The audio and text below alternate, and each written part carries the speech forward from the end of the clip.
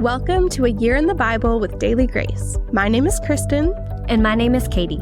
And we want to spend a few minutes a day with you walking through the New Testament, one chapter at a time.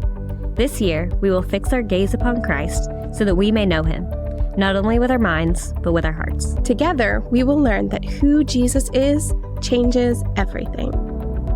Welcome back to A Year in the Bible with Daily Grace. My name is Kristen Schmucker, and I am so excited to be here with you. We are working our way through the entire New Testament. Today, we are in Matthew 9. We are 9 chapters into the book of Matthew, and we are just moving right along, and I am learning so much, and I hope that you are too. Most of all, I have just been left in awe of Jesus, and today's chapters are no different. So as a reminder, I'm using the free Behold reading plan and the Behold study guides from the Daily Grace Co., and we will link those for you in the show notes. So let's dive in. We mentioned yesterday that Matthew 8 and 9 have lots of miracles, so we are continuing to see all different kinds of miracles today. All of it is meant to show us who Jesus is. As soon as Jesus gets off the boat, we see that there is a paralyzed man brought to Jesus by some of his friends. I love that this man's friends bring him to Jesus. I am sure this man was grateful for the rest of his life to those friends. But when the religious leaders see what Jesus is doing, they are not happy. Did you catch in verse 4 that it says that Jesus knew or perceived their thoughts?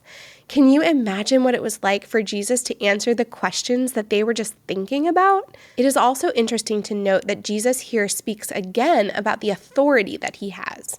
If you remember back a few days to the end of the Sermon on the Mount, it ended with the crowds being astonished by the way that Jesus spoke with authority. Then yesterday we talked about how Jesus demonstrates his authority, and today we see him demonstrating it and telling the people that he has the authority to forgive sins. C.S. Lewis famously talked about how Jesus is either a liar, a lunatic, or he is Lord. And we see that kind of situation here.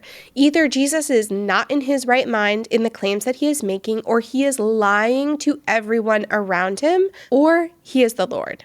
There is no in between, no space to think that he is just a good man, but that he doesn't have authority over our lives. Another thing that we note here is that there is always a response to Jesus. We cannot be indifferent toward him. We see that for everyone involved in the miracle accounts, they either worship him or they are angry with him, but they have to make a choice. The response of the crowd again seems to echo the question of, what kind of man is this? In the middle of a slew of miracles is the calling of Matthew. Yes, this is the same Matthew who recorded this gospel account. And I am so glad that he gives us some insight into how he became a part of the story. Matthew was a tax collector, and in this first century context, tax collector was equivalent to thief. Tax collectors oppressed the people, went against God's law, and were hated by society. They typically took more than what was required so they could line their own pockets. And yet again, we see that Jesus' call demands a response. Jesus sees Matthew and simply commands him with the words, "Follow me." The text tells us that Matthew got up and followed Jesus. Though I wish there was some more insight into that interaction, I love what an example of obedience it is to us.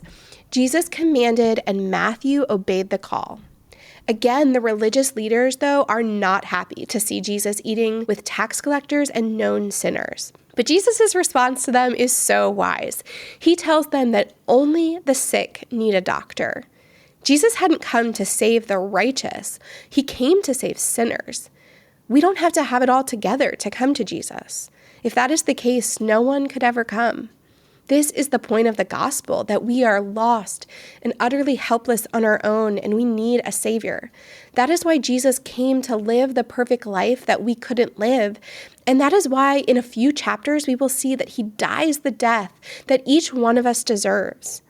When the religious leaders balk at Jesus ministering and loving the unlovable and sinful people, they show that they do not understand the message of the gospel or the love of Jesus. Jesus loved people right where they are. He then, through the power of the gospel, transforms them into new creations in him. The rest of the chapter shows us more miracles. The first two are intertwined accounts. A leader comes to Jesus about his daughter who had died.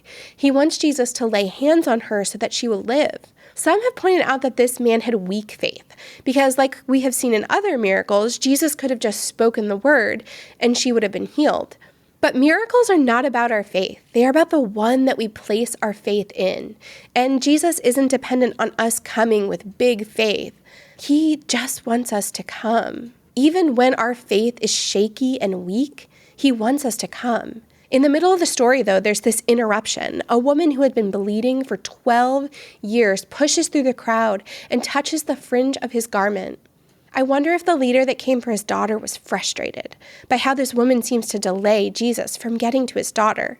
I think I would have been.